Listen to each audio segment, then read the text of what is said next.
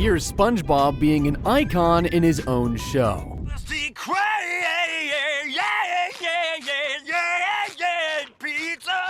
Now here's SpongeBob stealing the spotlight, or rather, snorting the spotlight in a completely different one.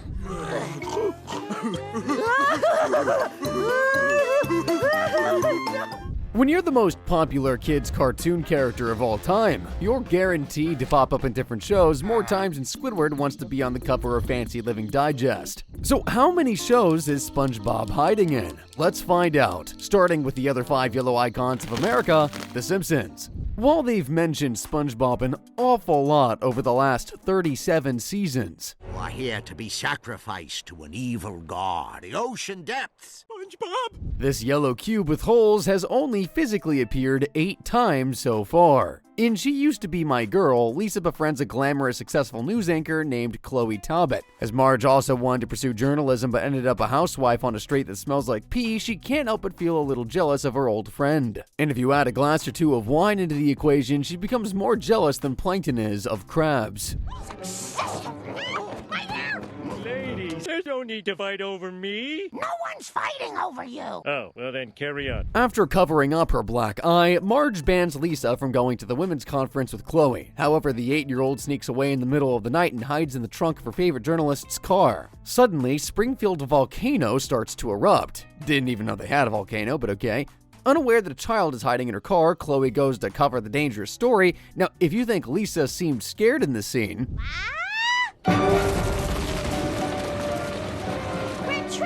just watch this deleted scene they included in the ending credits. What are you doing in there? Praying to Buddha. Jesus. SpongeBob, there's no time to be picky. Perhaps we should help. Squiller. I always knew SpongeBob was a god. Just didn't expect him to be the one that clearly uses meth, or maybe crack, or maybe both. Chief Wiggum and Homer are both fat and useless, so Marge saved Lisa herself, and Chloe was saved by Barney in a helicopter he was definitely not sober enough to fly. In The Wife Aquatic, Lisa crosses paths with her god again at the Barnacle Bay Aquatic Museum. This time he's looking a little more like himself, except he's missing the iconic knee socks. What the hell, Simpsons? If you look closely, underneath SpongeBob is a crab, starfish, and a squid. That's obviously a reference to Mr. Krabs, Patrick, and Squidward, even though Squiddy's actually an octopus. So the Simpsons can predict the future, but they don't know basic SpongeBob 101? Well, maybe it's not all that important, but SpongeBob appears again in the opening credits of Treehouse of Horror 20, but not looking anywhere near as scary as when he did in his own Halloween special. In Yellow Subterfuge, Krusty the Clown is dropping in ratings, so Lisa suggests selling foreign rights to the show. I mean, it worked for SpongeBob SquarePants, apparently. Un cumpleaños, cuidado. No, Roberto. I have so many questions right now. 1, who the hell came up with the name Spongo Roboto Quattri Pantaloni, because that is genius? 2, why does Squidward have the same voice as Itchy? Also 3, why does SpongeBob look like he should be on the sex offenders register? Seriously, that mustache looks even more sleazier than the one he wore for the Great Snail Race. Move it. Up, down. The writers of The Simpsons must really love SpongeBob because the talking cheese appears again in the episode The Way of the Dog. Not gonna lie, this time he's looking like an after photo for one of the worst makeovers of all time.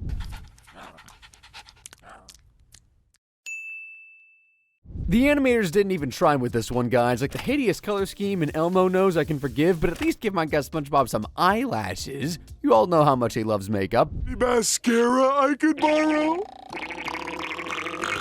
In Step Brother from the Same Planet, Lisa gets called a boring party pooper, and to prove her haters wrong, she decides to throw a slumber party at the Springfield Retirement Castle. Location-wise, this sounds like the lamest thing ever. However, the party is actually buzzing. So much so, in fact, that Lisa had to call the cops on herself before somebody died. Or worse, got by this random adult in a SpongeBob costume. That's enough to give any kid a SpongeBob phobia. This next SpongeBob cameo is pretty darn unsettling too. Bathroom. You little... Dad, by Harlan. While Homer's out here looking creepier than the creepy crab, he does actually look like he could be a member of the SquarePants family, like the severely mentally disturbed uncle or something, right? Anyway, that Treehouse of Horror episode was hardly scary. You guys want to see scary? In the episode Yellow Planet, Homer and Marge are whales and just look at what they're having for dinner, or rather, an all-you-can-eat buffet.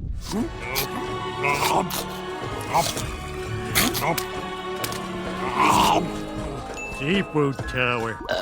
So that's why there's hardly any sponges and starfishes in Bikini Bottom. The rest of the species got eaten by Homer and Marge Simpson. What is this Pixar theory shenanigans? Also, did anyone catch that hidden Zoidberg? I can't tell if he's horrified by what he just witnessed or kind of pissed because he wanted to eat SpongeBob and Patrick first. Anyway, now that SpongeBob's been murdered and eaten alive by the Simpsons, let's try and find him in the second most popular cartoon about a family, Family Guy. SpongeBob first appears in the episode Prick Up Your Ears after Stewie, for some reason, chose the King of Weenies to protect him from the Tooth Fairy. Your mission tonight is to stave off the invading forces of the Tooth Fairy. SpongeBob, you watch the east. Starscream, you take the west. Am I the only one who thinks SpongeBob looks better with a bow tie? I definitely am, aren't I? Also, if this SpongeBob is green, does that mean he's abrasive on both sides? Yikes. That Tooth Fairy's in for some serious smack talk. That's you. You're my best friend. So beat it, Tubby. I don't care for your company. The next SpongeBob cameo happens in the episode Road to Rupert. We ain't even halfway through the video yet, but I can promise you guys this will be the most memorable SpongeBob reference out of any show ever. In this episode, Peter finally gets his license revoked after driving recklessly for years on end. Wow, this is just like what happened with Matthew Broderick. Without a license, Peter can't go anywhere and becomes bored to the point of creating racist sitcoms in his head. Having her idiot husband home all day hiding in the fridge drives Lois nuts, so poor Meg is forced to become Peter's own personal chauffeur. And what will this Dad of the Year do to return the favor? Well, he won't. I want apple juice. You want to watch SpongeBob? Yes, with apple juice. Wait a minute, they already had TVs in cars back in the 2000s? Dang, so I could have been watching SpongeBob on the way to school my whole childhood? I am suing my parents for emotional damages. Oh, and fun fact for you, Dan Povenmire not only created Phineas and Ferb, but he also wrote the Campfire song and directed that episode of Family Guy. Hence, the show was able to get the rights to it. See, you learn something new every day on this channel, guys. Well, around every 3 days. Sometimes every 7, but we don't talk about that. While Family Guy got the rights to the Campfire song, Dan Povenmire doesn't own SpongeBob, so that means the writers had to get pretty dang creative for this J.C. Penney Thanksgiving Day parade. All know and love Mickey Rabbit, Sponge Cow, and Clifton, the small blue dog. If SpongeBob's a cow, wouldn't that make Patrick a pig? Honestly, that checks out. Yeah, there's... SpongeBob's final appearance in Family Guy, at least so far, occurs in the episode Inside Family Guy. In this episode, James Woods takes us on a behind-the-scenes tour of Family Guy. Finding out Peter behaves like an a-hole on and off camera wasn't exactly shocking news. It's only one page. That's never gonna cut it. You can turn the page like this. Well, why are you hiding all these pages behind the first page? What's wrong with them? Spit in each other's mouths. You know I'm only tough on you because I hate you. Nobody can take Peter's douchebaggery anymore, so the writers kill his character off and replace him with David Spade. James Woods and the camera crew follow Peter as he looks for a new job. Being the caring dad in a Cheerios commercial doesn't work out, and to make ends meet, he's forced to become a Hollywood Boulevard mascot. I'm just glad he found a tutu as stretchy as the elastic waistband, because there's no way his Jupiter-sized butt would have fit inside a square. Chinese theater. Dress up like iconic movie characters. It's even seedier than it sounds. Get your picture taken with just $2. There's actually a real SpongeBob mascot who roams Hollywood Boulevard, although I'm not sure what shabby craftsman made his costume. Squidward probably. Like, just look at the state of that. Up next, South Park. And keep your eyes peeled, guys, because SpongeBob is really hiding in this one. In Hell on Earth 2006, Satan opens the gates of hell to throw a super sweet 16th Halloween party for himself. On the big night, someone turns up dressed as a zombie SpongeBob, and just see if you can find him, because this is really like playing an extreme game of Where's Waldo. Hey, everybody! Did you find him? He's way over in the back right there. Honestly, I'm quite shocked only one person came dressed as SpongeBob, especially since this is 2006. Like, SpongeBob's supposed to be at its peak right about now. While everyone argues over whether South Park or Family Guy is better, I'd like to throw my 2 cents in and say that American Dad outshines both of them. And where is SpongeBob hiding in Langley Falls? A TV screen would be a good place to start looking, but don't bother. Remember when Stan got every show on TV banned just because he couldn't stop? To clarify, he wasn't To SpongeBob, that would be even weirder than sharing your home with an alien and a talking German fish. I guess Stan eventually grew to love this talking buck-toothed cheese, though. In Sense and Sensibility, he bought a bunch of piñatas, and you can't lie and say that one doesn't totally look like SpongeBob. Francine, this is why I can't go piñata shopping. Wait, what's that smell? Smells terrible. A slightly mutated version of SpongeBob, but SpongeBob nonetheless. In Father's Days, Stan keeps erasing his family's memories for 6 months, just so he can celebrate Father's Day every day. When confronted, he insults his family, believing he can just wipe their memories again. Too bad the device was busted. I guess all Stan can do now is go out, buy a big frickin' cake, and say sorry. I made you one of my famous apology cake. Just pretend SpongeBob is me. He's sorry he insulted his family. Because cake makes erasing people's memories okay. Actually, you know what? Maybe it does. Like, that frosting looks so good. The last American Dad episode SpongeBob is hiding in is Toy Horry. In this episode, Stan is worried that 14-year-old Steve still plays with toys, one of which includes a banana action figure that I really, really hope only gets used for superhero activities. Imagine the horrors Banana Bob and all those other innocent toys have witnessed living in Steve's bedroom. I'm sorry, but when I'm not smoking pot, I suffer hyperactive libido syndrome. When it hits, I gotta get busy right away. You'll do it where everyone else in this family does it, in Steve's bed. What? There has to be a writer on American Dad and the Cleveland Show who really loves banana-shaped SpongeBobs because Cleveland won another little guy at the fair in Buried Pleasure. Because of my stupid mom. Ha! You're whipped by your mom. Banana Bob would appear again in the episode Gone with the Wind when Cleveland stunk out the entire fun fair with his bad gas, but that doesn't make him rude, guys. See, he had a fart pass from the doctor. I mean, aren't Cleveland's farts basically a nice cologne compared to SpongeBob's peanut onion sundae breath? In a short story in a small tale, Rollo gets mistaken for a little person and agrees to marry an unattractive woman named Trish, but stands her up at the altar to hang out with his friends. As revenge for breaking his sister's heart, Marty and a mafia of little people vow to beat the frick out of Rollo. While he's getting chased, Banana Bob can be seen lying on the bed, probably wishing he had a pear-shaped Patrick to keep him company. I feel like the Cleveland Show is super underrated, guys. It's a shame it got canceled. Why'd I think Futurama got canceled a long time ago, too? Like, a new season just came out in September. I feel like I'm living under Patrick's rock sometimes, guys. Honestly, I think Futurama is just as good as The Simpsons. Sometimes I like it even better. Like, it's got aliens, idiots, robots, Tom Kenny. What's not to love? In Yo Leela Leela, Leela reads a story called Humbly Frackin', I can't even say it, Rumbledy Hump to orphans, and it's so good. She grabs the attention of Nickelodeon Network CEO Abner Doubledeal, voiced by Tom Kenny. Mark, how'd you like to make it into a TV show? Sign here on this Supercuts coupon. With a little encouragement from the orphans, Leela agrees to turn her story into a TV show. Back at the Planet Express, production for the first episode is already underway, and it's educational, I'll give it that. Don't lick things that don't want to be licked. But how do I know what to lick and what not to lick? If it's alive, don't lick it. After watching the first episode back, Leela thinks her show will get canceled, but the ratings are surprisingly out of this world. What are you, deaf? It's gonna be bigger than SpongeBob SquarePants. Peacemakers! So the one time SpongeBob appears in the whole 13 seasons of Futurama, they get Billy West to voice him instead of Tom Kenny? I mean, it's not like he wasn't available. Maybe it's a rights thing. It's probably a rights thing. Guys, if you think Chris Griffin is seriously messed up,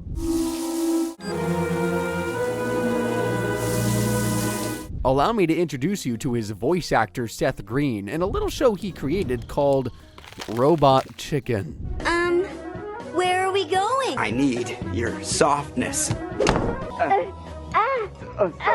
SpongeBob has made a bunch of appearances in this show, and all of them are more diabolical than the Nasty Patty. Prepare to have your childhood ruined. How can you be pregnant? You said you had a sponge in your... Oh, you meant me? There's a lot of conspiracy surrounding the secret ingredient of the Krabby Patty, and leave it to Robot Chicken to expose the dark, horrifying truth in the most hilarious of ways. Patties are made out of crab! Then explain this!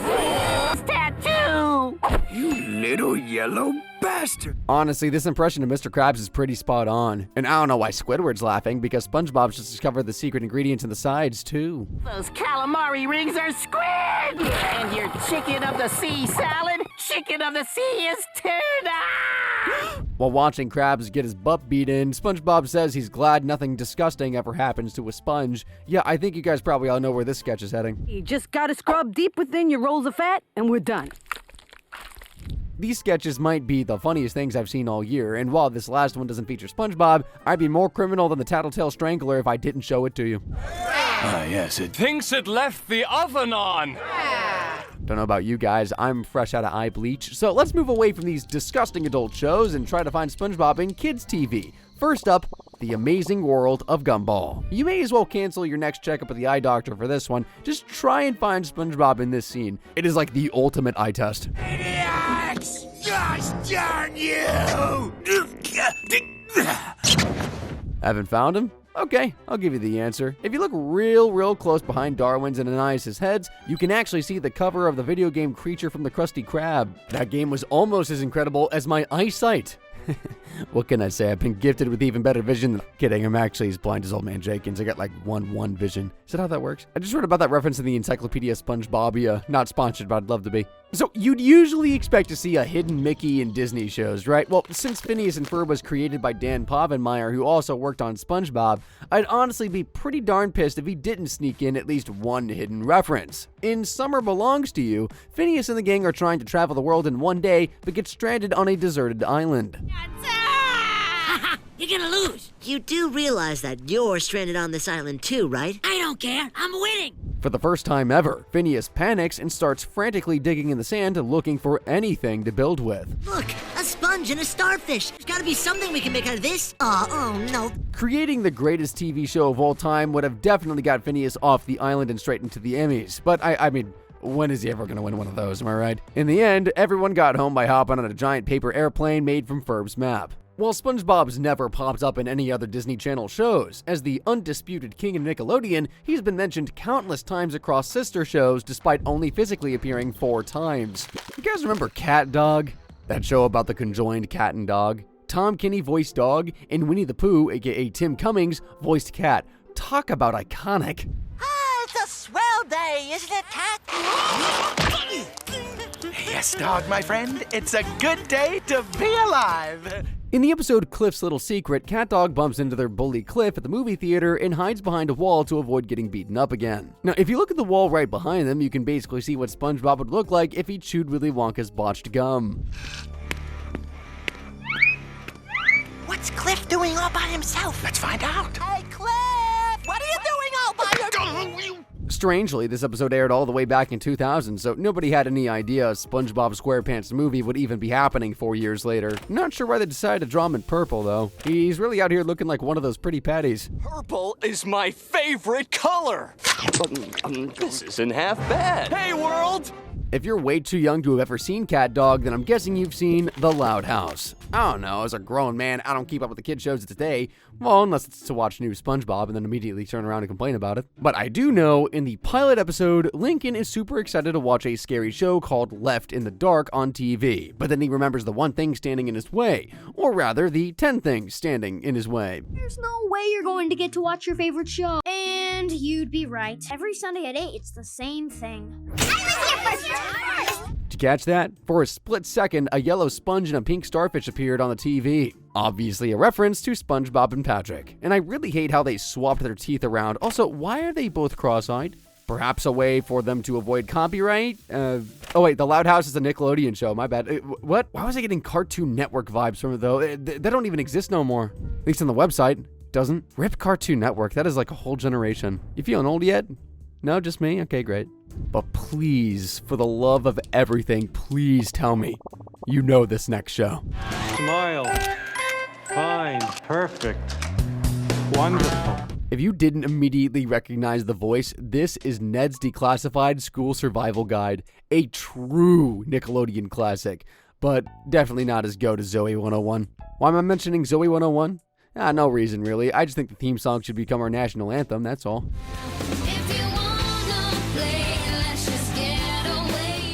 Sorry, am I getting off track?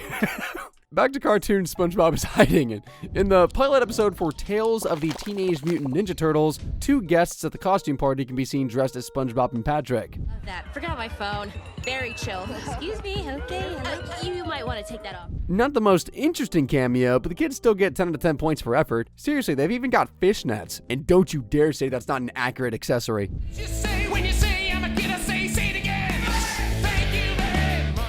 As SpongeBob is the most popular kids' TV show to date, he's gotta be hiding in his TV show inside another TV show, right? Well, there's actually only 2 examples of this, at least where we can actually see SpongeBob on screen. I was expecting way more than that, but anyway. In the Big Bang Theory episode, The Long Distance Dissonance, we see Sheldon watching this classic episode from season 1 while he's flying to New Jersey to propose to Amy. If you couldn't already tell, that scene was from the episode Plankton, right before this truly iconic moment in SpongeBob history.